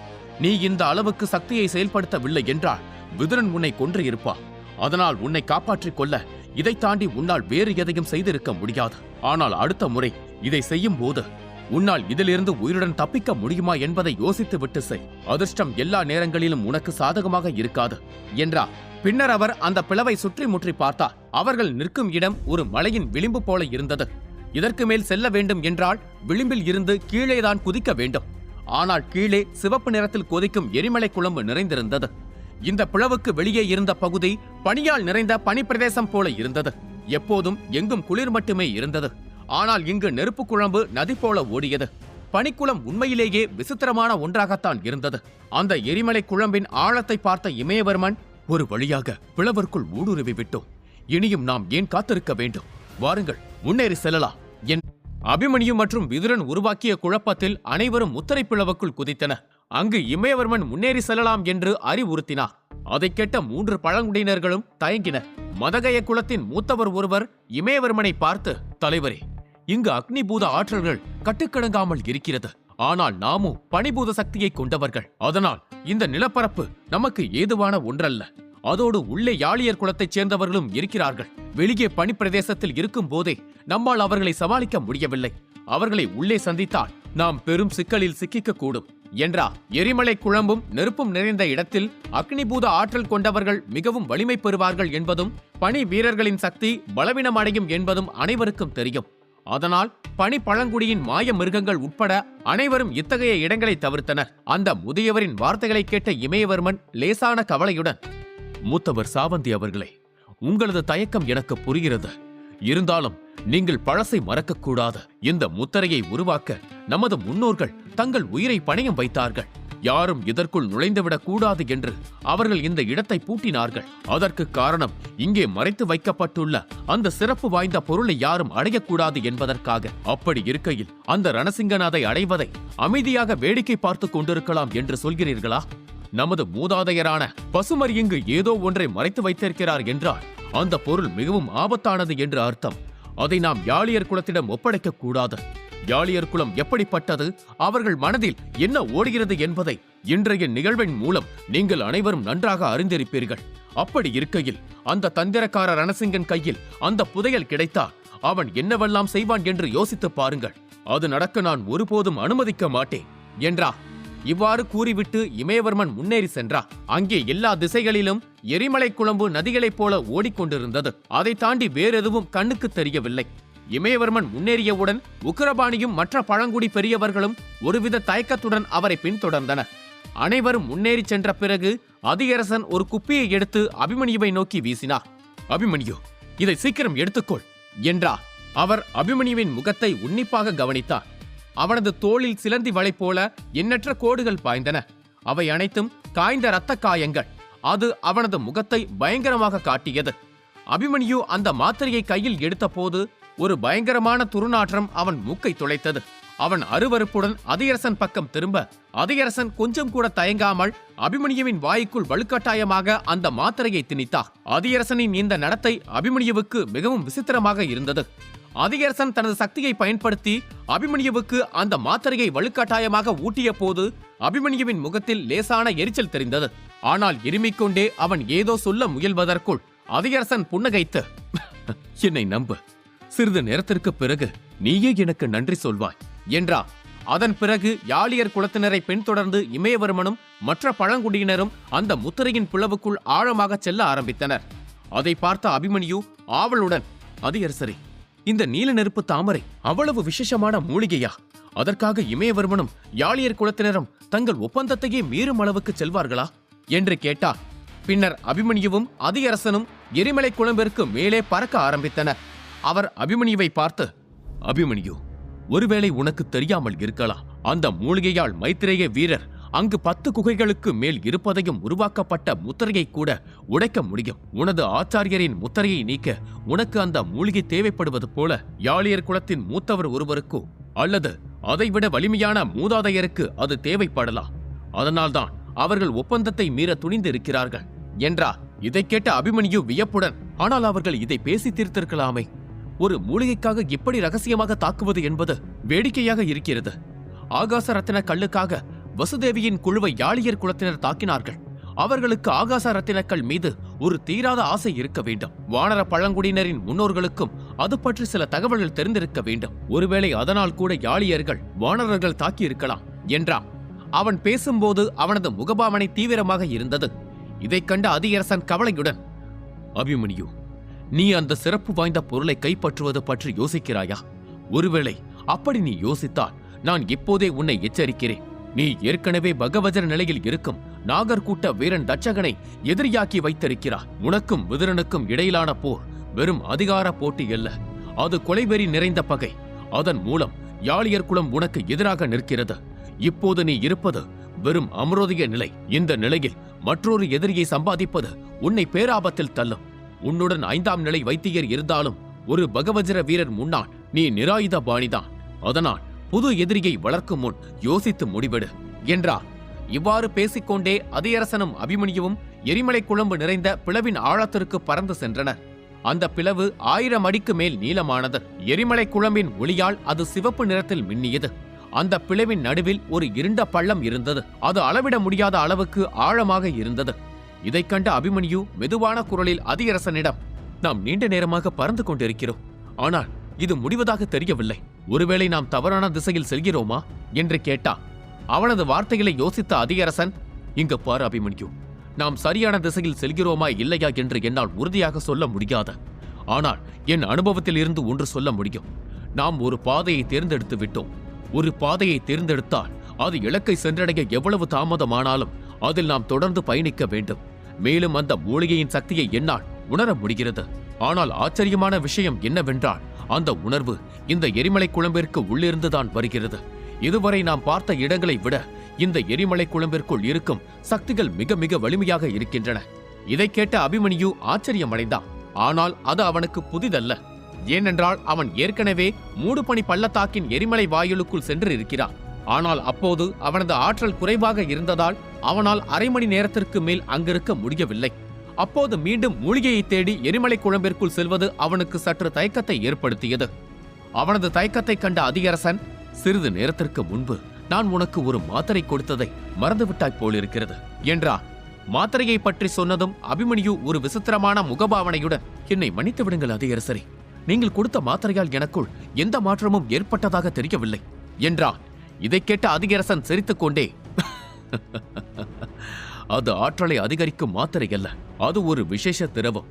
அது எந்த அளவுக்கு அமைதியாக இருக்கிறதோ அந்த அளவுக்கு அதிக பலன்களை தரும். நீ எனக்கு கொண்டு வந்த அந்த பழங்கால அந்தாரி பூச்சிகளுக்கு சூழலை தாங்கும் சக்தி அதிகம். அது எந்த ஒரு சூழலையும் சகித்துக் கொண்டு அதை ஏற்றுக்கொண்டு வாழக்கூடியது. அதற்கு உதவக்கூடிய அந்த பூச்சியின் மர்மமான மையப்பகுதியை கைப்பற்றி அதை எனது ஆத்மீக சக்தியுடன் இணைத்து இந்த திரவத்தை நான் உருவாக்கி இருக்கிறேன். இதை பயன்படுத்திய பிறகு உனது உடலின் உட்புற உறுப்புகள் மிகவும் வலிமையாகி இருப்பதை என்னால் உணர முடிகிறது. நீ அமரோதய நிலையில் இருப்பதால் உன்னால் அதை உணர முடியவில்லை. இருந்தாலும் இந்த திரவம் உனக்கு அப்படி என்ன கொடுக்கும் என்று நீ கேட்டால், நீ மாதக்கணக்கில் கடும் குளிர் நிறைந்த பனி நீரிலும் நெருப்பை கக்கும் எரிமலை குழம்பிலும் வாழ்வதற்கான வாய்ப்பை கொடுக்கும் என்றார். முதலில் இதை கேட்டதும் அருவருப்பாக முகத்தை வைத்துக் கொண்ட அபிமன்யு, இருந்தாலும் அந்த பூச்சியின் திரவம் இந்த அளவுக்கு பலம் தருமா என யோசிக்கையில் அவன் மனதிற்குள் உற்சாகம் பொங்கி எழுந்தது. அவனது முகத்தில் மறைக்க முடியாத வியப்பும் மகிழ்ச்சியும் நிரம்பி வழிந்தது.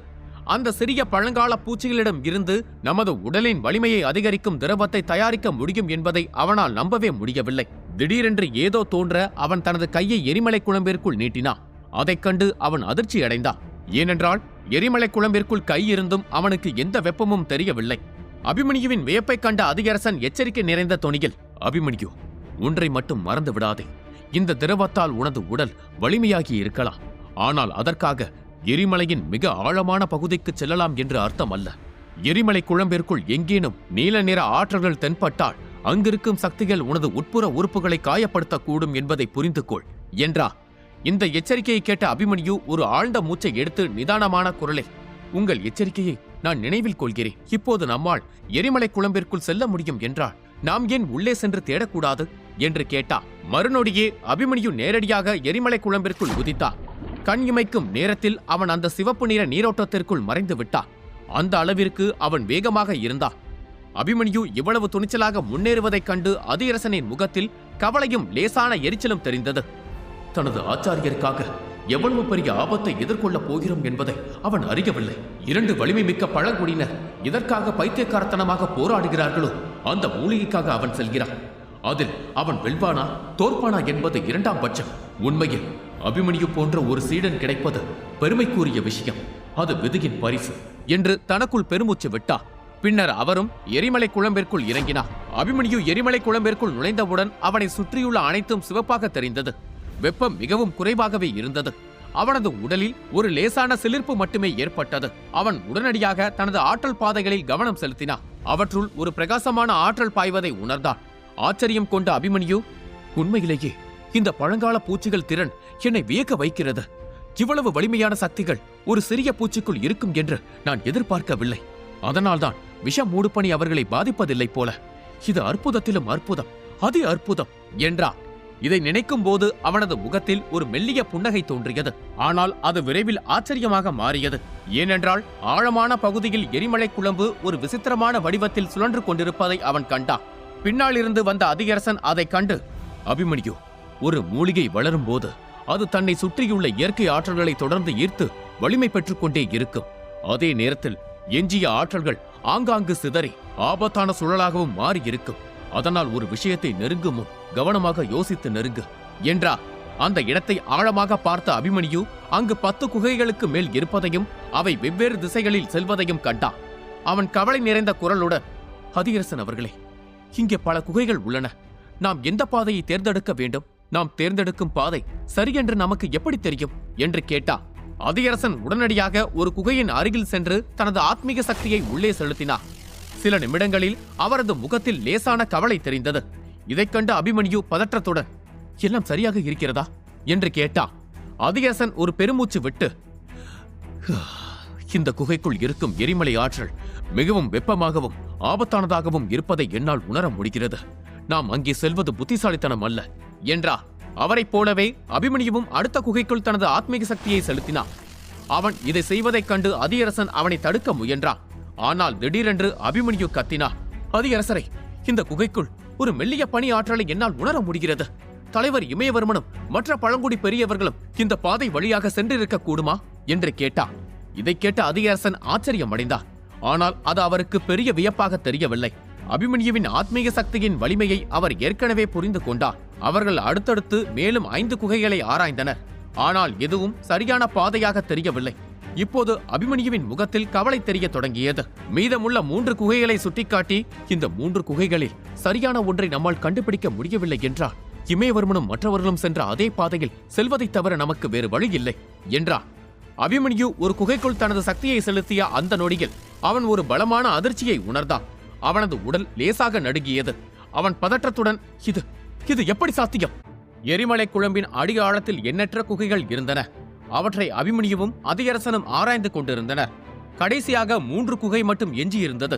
அபிமன்யு அந்த குகைக்குள் தனது சக்தியை செலுத்திய அந்த நொடியில் அவன் ஒரு பலமான அதிர்ச்சியை உணர்ந்தான். அவனது உடல் லேசாக நடுங்கியது. அவன் பதற்றத்துடன், இது எப்படி சாத்தியம் என்றார். அவனது முகத்தில் கவலையும் பயமும் தெளிவாக தெரிந்தது. அதை அதியரசன் வேகமாக முன்னால் வந்து, என்ன நடந்தது என்று ஆர்வத்துடன் கேட்டார்.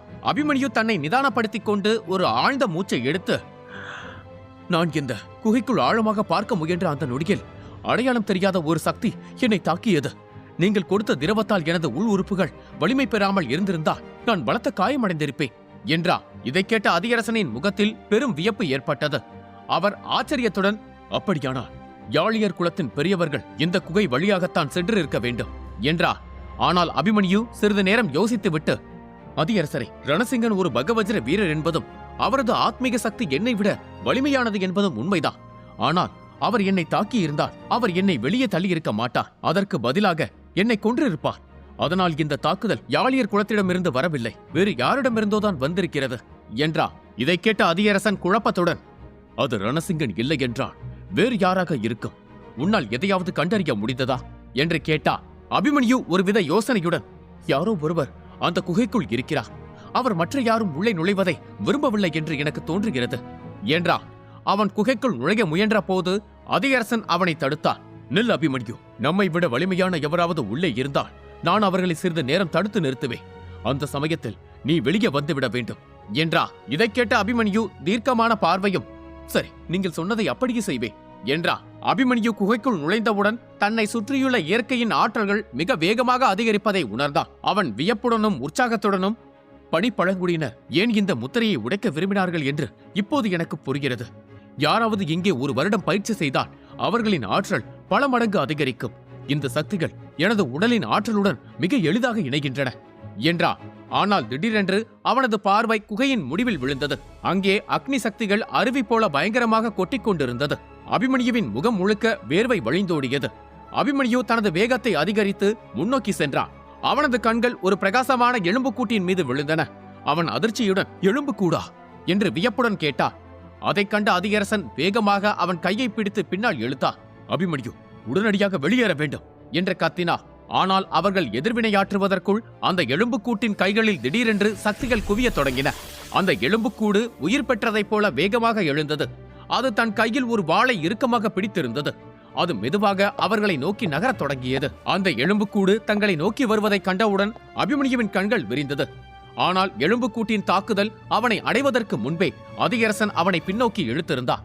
அவன் நிம்மதி பெருமூச்சு விட்டபடி, இந்த குகைக்குள் ஒருவர் உயிரோடு இருக்க முடியும் என்பதை என்னால் நம்பவே முடியவில்லை என்றான். அவன் முகம் வியர்த்து ஊற்றியிருந்தது. உயிரற்ற நிலையில் கையில் வாளுடன் நின்று கொண்டிருந்த அந்த எலும்புக்கூட்டை அதியரசன் உற்று பார்த்தார். அந்த எலும்புக்கூடு உயிரோடு இல்லை. இது போன்ற ஒரு இடத்தில் பல ஆண்டுகள் உயிர் வாழ பகவஜர வீரராலேயே முடியாது என்றார். இதை கேட்ட அபிமன்யு ஆச்சரியத்துடன், அப்படியென்றால் இது சூனியகாந்தம் என்று கூறுகிறீர்களா என்று கேட்டார்.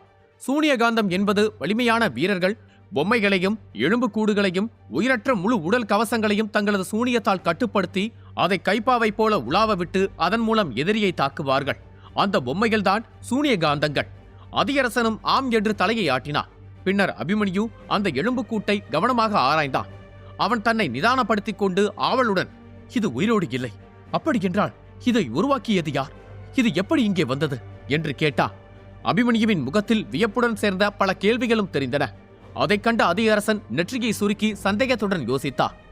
இதன் பின்னணியில் பழங்குடியின் மூத்தவர்தான் இருக்க வேண்டும் என்றார். அதன் பிறகு அவர் குகையின் நடுவில் அமைதியாக நின்று இருந்த அந்த எலும்புக்கூட்டின் உள்ளே பாயும் ஆபத்தான சக்திகளை ஆராய தொடங்கினார். அபிமன்யு அவரை பார்த்து, பனிப்பழங்குடியின் முன்னோரான பசுமர் இதை உருவாக்கியிருக்க கூடும் என்று நீங்கள் சொல்கிறீர்களா என்று கேட்டார். அதியரசன் நிதானமான குரலில், வானர குலத்தின் முன்னோருக்கு இத்தகைய யுத்திகள் தெரிந்திருக்கும் என்பதில் எனக்கு துளிக்கூட சந்தேகம் இல்லை. என் கணிப்பு சரி என்றால் தனது கூட்டத்திற்காக இப்படி ஒரு இடத்தை கண்டுபிடித்த முன்னோடி பசுமருக்கு இது போன்ற ஒரு எலும்புக்கூடு பொம்மையை உருவாக்குவது கடினமான காரியமல்ல. அதோடு அவர் வலுவான ஆயுதத்தை உருவாக்கும் அளவுக்கு வல்லவர் என்றும் சமீபத்தில் தான் கேள்விப்பட்டேன். இதையெல்லாம் கேட்கும் போது எனக்கு அவரை பற்றி அதிகம் தெரிந்து கொள்ள வேண்டும் என்று ஆவலாக இருக்கிறது என்றார். இதைச் சொன்ன பிறகு அவர் அந்த எலும்புக்கூட்டை வருத்தமான கண்களுடன் அவர் பார்த்தார். நாம் இந்த பொம்மையுடன் போரிட்டுத்தான் ஆக வேண்டும், நமக்கு வேறு வழி இல்லை என்றார். அவர் பேசிக்கொண்டே தனது சக்திகளை வெளிப்படுத்தி அந்த எலும்புக்கூட்டை நோக்கி நகரத் தொடங்கினார். அதியரசனின் சக்திகளை உணர்ந்த அபிமன்யு வியப்பில் ஆழ்ந்தான். அதே நொடியில் அந்த எலும்புக்கூட்டு பொம்மையின் உடல் திடீரென சிவப்பு ஒளியால் சூழப்பட்டது. அந்த பொம்மையின் நெஞ்சில் ஒரு பிரகாசமான சிவப்பு ஒளி தோன்றி அது உடல் முழுவதும் பரவுவதை அபிமன்யு கவனித்தார். சீக்கிரமே அந்த எலும்புக்கூடு முழுக்க சதை போல சக்தி பரவியது. அதை கைகள், கால்கள், முகம் என அனைத்தும் உருவாக துவங்கியது. இப்போது அது ஒரு எலும்புக்கூடாக இருக்கவில்லை, மாறாக ஒரு சிவப்பு நிற பொம்மையாக மின்னியது. அந்த சமயம் அதன் கழுத்து திடீரென அதியரசனின் பக்கம் திரும்பியது. அதன் கண்கள் திறந்தன. அந்த கண்களுக்குள் சிவப்பு நிற தீப்பிழம்பை போல ஒரு சக்தி பிரகாசித்தது.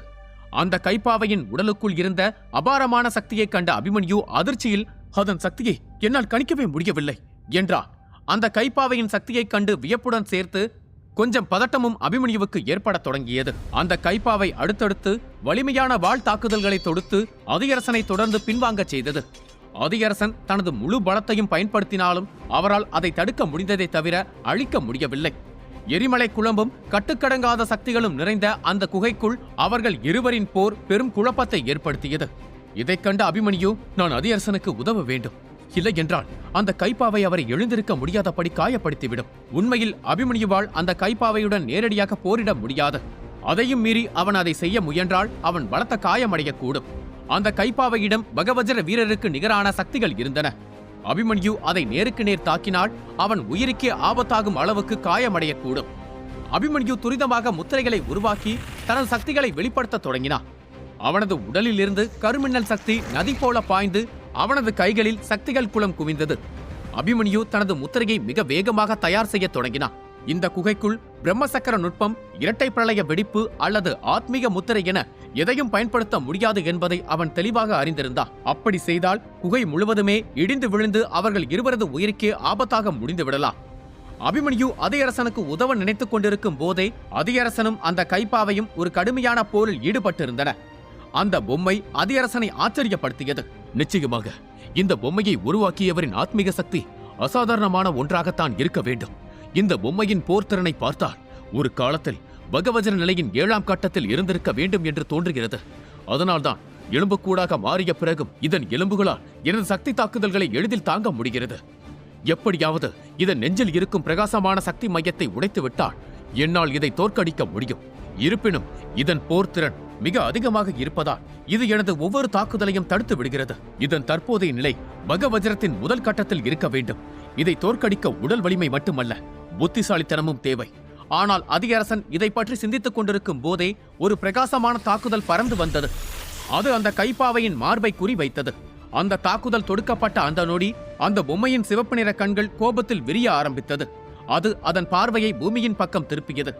தனது வாளை அது வேகமாக சுழற்ற தன்னை நோக்கி வந்த அந்த பிரகாசமான தாக்குதலை அது 2 துண்டுகளாக பிளந்தது. இதைக் கண்ட அபிமன்யு உடனடியாக தன் முத்திரையை தயார் செய்யும் வேகத்தை அதிகரித்தான். அதே சமயம் அந்த பொம்மையின் வேகம் அவனது போர்த்திறனை விட பல மடங்கு அதிகமானது என்பதை அவன் உணரவில்லை. அது மிக வேகமாக அவனை நோக்கி வந்தது. ஆனால் அது அபிமன்யுவை அடைவதற்கு முன்பே ஒரு வலிமையான தாக்குதல் அதன் நெஞ்சை நேரடியாக துளைத்தது. கண்ணாடியில் விழும் விரிசலை போல அந்த பொம்மையின் உடல் முழுவதும் வெடிப்புகள் தோன்றத் தொடங்கின. அந்த வெடிப்புகள் வேகமாக பரவி மாபெரும் சத்தத்துடன் வெடித்து சிதறியது.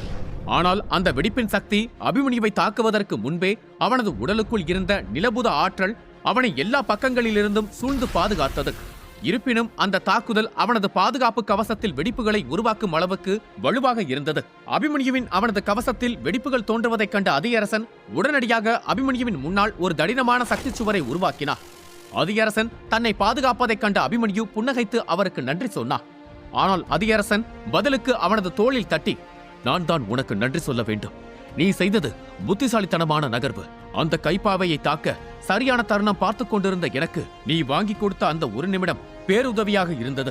எலும்புக்கூடு பொம்மையின் கவனத்தை உன் பக்கம் திருப்பி இருக்காவிட்டால் எனக்கு தாக்குவதற்கு வாய்ப்பே கிடைத்திருக்காது என்று கூறினார்.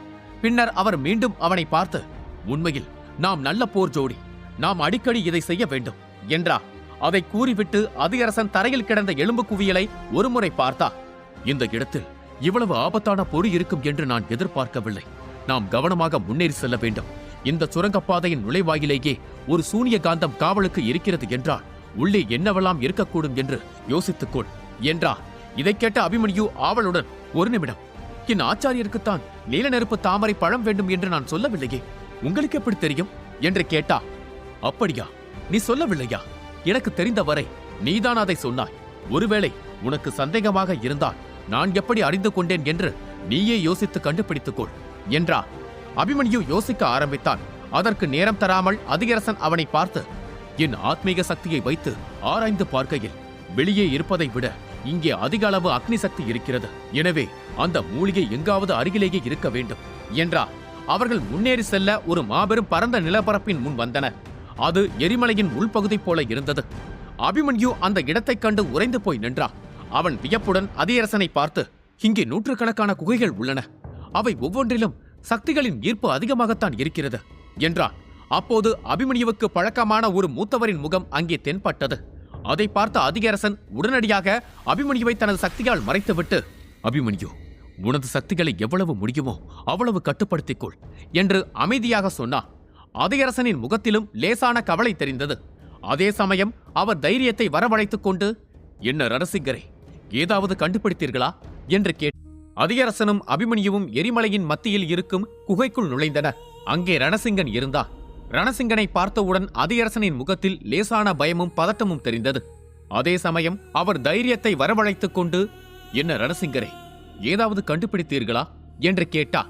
ரணசிங்கர் அமைதியாக அந்த இடத்தை ஆராய்ந்து கொண்டிருந்தார். அப்போது யாளியர் குலத்தின் இன்னொரு பெரியவர் அவர் அருகே வந்து நின்று, ரணசிங்கா, எங்கள் உதவி தேவையா என்று கேட்டார். ரணசிங்கன் நம்பிக்கையான புன்னகையுடன், வானர கூட்டத்தை தடுத்து விட்டீர்கள் போல.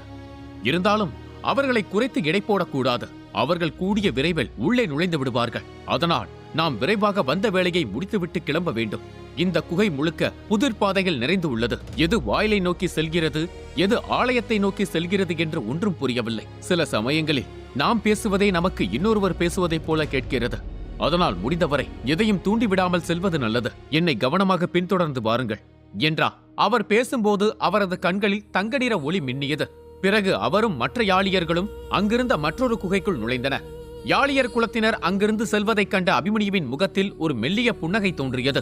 அவன் அதியரசனை பார்த்து மெதுவான குரலில், அதியரசரே, அவர்கள் நமது சக்தியை உணரவில்லை என்று தோன்றுகிறது. உங்கள் குரல் கூட அவர்களுக்கு கேட்கவில்லை. ஒருவேளை அவர் சொன்னதைப் போல இது இந்த புதிர்பாதையின் வேலையாக இருக்குமோ என்று கேட்டார். இதைக் கேட்ட அதியரசன் கொஞ்சம் யோசித்தார். நீ சொல்வதில் பாதி உண்மை இருக்கலாம். நாம் பேசுவது அவர்களுக்கு கேட்காமல் இருந்திருக்கலாம். நமது ஒளியை அவர்கள் உணராமல் இருந்திருக்கலாம். ஆனால் அதை தாண்டி எனக்கு வேறு ஒன்று தோன்றுகிறது என்றார். என்ன தோன்றுகிறது என்று அபிமன்யு கேட்டா. அவர்கள் வேண்டுமென்றே நம்மை அலட்சியம் செய்கிறார்களோ என்று தோன்றுகிறது. அவர்கள் நாம் வந்து இருப்பதை கவனித்திருக்க வேண்டும். அது தெரிந்தே புதிர்பாதை என்ற வார்த்தைகளை வீசிவிட்டு சென்றிருக்கிறார்கள். நாம் பயப்பட வேண்டும் என்று அவர்கள் நினைக்கிறார்கள் என்றார். அப்போது அந்த எலும்புக்கூடு பொம்மையின் காய்ந்த சாம்பல் குவியலுக்கு இடையில் ஒரு பிரகாசமான ஒளியை அபிமன்யு கவனித்தார். லேசான பதற்றத்துடன் அவன் மெதுவாக முன்னோக்கி சென்று தனது சக்தியை பயன்படுத்தி அந்த பிரகாசமான பொருளை தன்னை நோக்கி இழுத்தான். அது ஒரு மோதிரம்.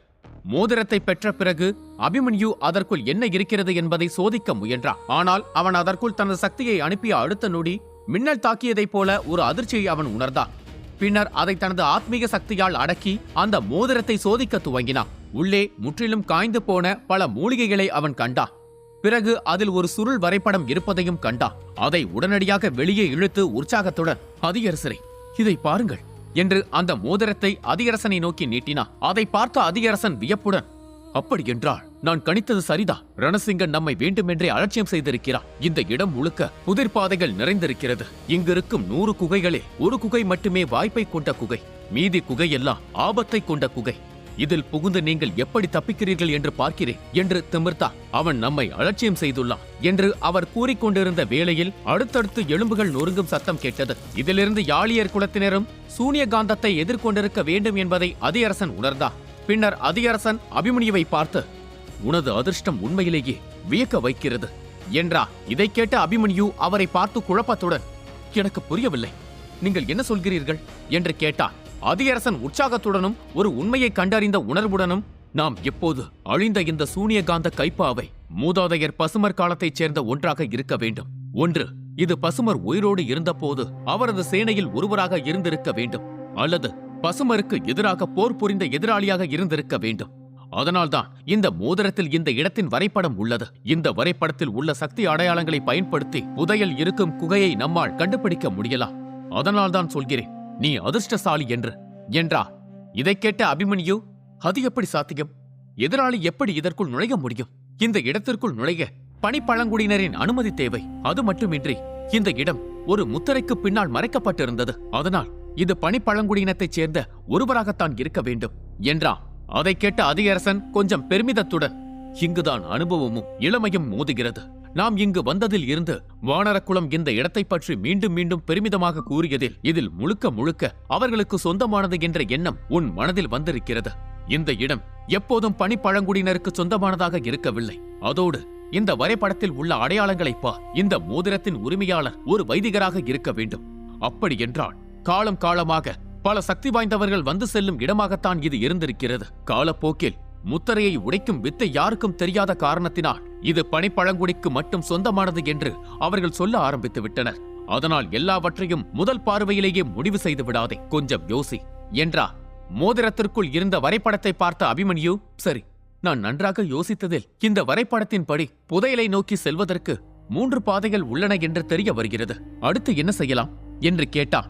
இதைக் கேட்ட அதிகரசனின் முகத்தில் ஆச்சரியம் ஏற்பட்டது. அவரது ஆச்சரியத்திற்கான காரணத்தை புரிந்து கொண்ட அபிமன்யு சிரித்துவிட்டு, என்ன பார்க்கிறீர்கள்? எனது ஆத்மீக சக்தி நன்றாகவே முன்னேறி இருக்கிறது. ஆனால் இந்த வரைபடத்தை என்னால் படிக்க முடிகிறது. ஆனால் எனது தற்போதைய திறமைக்கு என்னால் இந்த முழு இடத்தையும் ஆராய முடியாது என்றான். அவன் முகத்தில் மெல்லிய கவலையும் தயக்கமும் தெரிந்தது. இதைக் கண்ட அதிகரசன் அவன் தோளில் தட்டி, இதுவே நல்ல முன்னேற்றம்தான். நீ இப்போதைக்கு உன் ஆற்றலை வெளியேற்றாமல் இருப்பதே நல்லது. நீ உன் ஆத்மீக சக்தியை இந்த இடத்தை ஆராய பயன்படுத்தினால் உனக்கு ஏதோ ஒரு தகவல் தெரிந்திருக்கிறது என்று அவர்களுக்கு தெரிந்துவிடும். எனவே நாம் சிறிது நேரம் காத்திருக்க வேண்டும் என்றார். அதை கூறிவிட்டு அவர் அங்கிருந்த பாறையில் அமர்ந்தார். அபிமன்யுவும் அவர் அருகே அமர்ந்தார். அபிமன்யு மனது முழுக்க அபிகாசுரனது காட்சி ஓடியது. அவன் இது குறித்து அதிகரசனிடம் கேட்கலாமா வேண்டாமா என்ற யோசனையில் இருந்தான். அவன் அதிகரசனை பார்த்து, அதிகரசரே, இந்த குளம் எவ்வளவு பழமையானது என்று உங்களுக்கு தெரியுமா என்று கேட்டான். பழமையானது என்று தெரியும், ஆனால் எவ்வளவு காலம் என்று தெரியாது என்றார். இங்கு இந்த எரிமலை பகுதியை தாண்டி வேறு ஏதாவது இருக்கும் என்று உங்களுக்கு தோன்றுகிறதா என்று கேட்டா. ஏதாவது என்றால் என்ன மாதிரி என்று கேட்டா.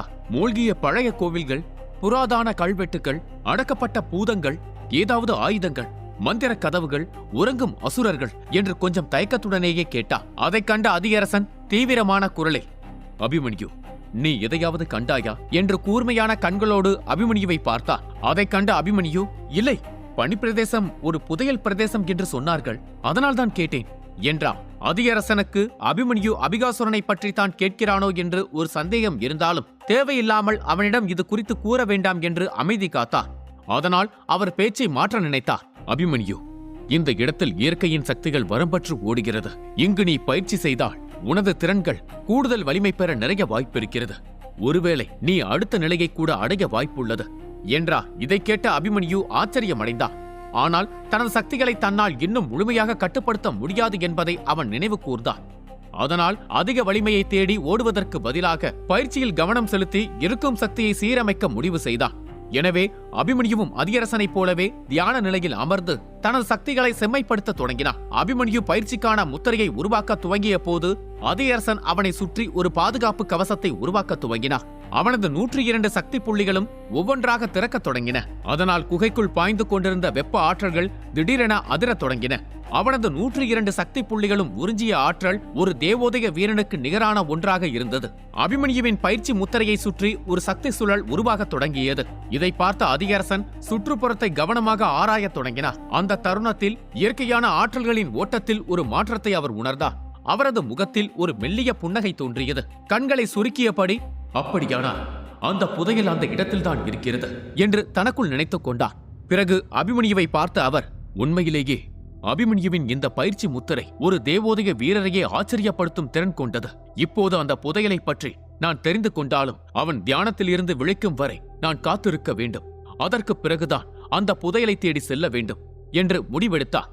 ஏனென்றால் இப்போது அவர் தனது ஆத்மீக சக்தியை பயன்படுத்தினால் இமயவர்மனும் மற்ற பழங்குடியினரும் தங்கள் பக்கம் கவனம் செலுத்தக்கூடும் என்பதை அதிகரசன் உணர்ந்திருந்தார். அது சிக்கலை ஏற்படுத்தலாம். அதனால் அங்கு பொறுமையாக அமர்ந்து அந்த இடத்தை ஆராய துவங்கினார். தனது அனுபவத்தின் மூலம் இந்த முழு இடமும் உருவாவதற்கு ஆயிரக்கணக்கான ஆண்டுகள் ஆகியிருக்கும் என்பதை அவரால் கணிக்க முடிந்தது.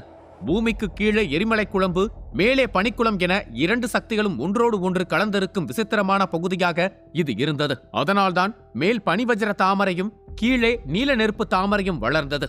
இந்த 2 மூலிகைகளும் 2 ஆற்றல்களையும் தொடர்ந்து ஈர்த்து வலிமையாகிக் கொண்டிருந்தது. இப்போது அபிமன்யு தனது பயிற்சி முத்திரையை உருவாக்கி சுற்றியுள்ள ஆற்றல்களை ஈர்க்கத் தொடங்கியதால் அந்த 2 ஆற்றல் ஓட்டத்திலும் ஏற்பட்ட இடையூறை அதிகரசன் உணரத் துவங்கினார். அந்த மாற்றத்தின் மூலமாக அங்கிருக்கும் எந்த குகையில் அக்னி சக்தியை கொண்ட அந்த விசேஷ மூலிகை இருக்கிறது என்பதை அவரால் யூகிக்க முடிந்தது. உண்மையில் அதிகரசன் ஒரு மருத்துவர் மட்டுமல்ல, ஒரு புத்திசாலித்தனமான புதையல் வேட்டைக்காரரும் கூட. அதனால்தான் அவர் அவசரமாக செயல்படவில்லை. இந்த பகுதியில் இருப்பவர்களும் இந்த ஆற்றல் ஓட்ட மாற்றத்தை உணர்ந்திருப்பார்கள் என்பதை அவர் தெளிவாக புரிந்து வைத்திருந்தார். அந்த மாற்றத்தை விசாரிக்க அவர்கள் தங்கள் ஆத்மீக சக்தியை செயல்படுத்துவார்கள். அப்போது அபிமன்யு இங்கு பயிற்சி செய்து கொண்டிருப்பதை உணர்ந்தால் யாரோ ஒருவர் தியானம் செய்கிறார் என்று விட்டு விடுவார்கள். இங்கு புதையல் இருக்கிறது என்று தேடி வர மாட்டார்கள். ஒருவேளை அதையும் மீறி புதையலை கைப்பற்ற யாராவது வந்தால் அவர்களுக்கு நினைத்து பார்க்க முடியாத வழியை கொடுக்க வேண்டும் என்று அவர் முடிவு செய்திருந்தார். இதற்கிடையில் அபிமன்யு தனது சக்திகளை தொடர்ந்து செம்மைப்படுத்தினார். ஏற்கனவே அதிகரித்திருந்த அவனது சக்திகள் இப்போது இன்னும் வலிமையாக மாறிக்கொண்டிருந்தன.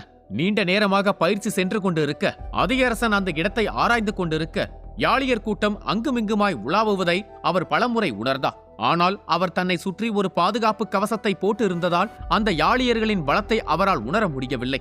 இவை எதையும் அறியாத அபிமன்யு நீண்ட நேரத்திற்கு பிறகு கண்களை திறந்து அதிகரசனை பார்த்து புன்னகைத்தான். அவன் கண்களை திறந்தவுடன் அதிகரசன் ஆவலோடு அவனை பார்த்து, "என்ன அபிமன்யு, இந்த விசேஷமான பகுதியில் பயிற்சி செய்தது எப்படி இருந்தது?" என்று கேட்டான். இதைக் கேட்ட அபிமன்யு புன்னகையுடன், "அந்த பழங்கால மர்ம பூச்சிகளை வைத்து நீங்கள் உருவாக்கிய திரவத்தை உறிஞ்சிய பிறகுதான் இது சாத்தியமானது.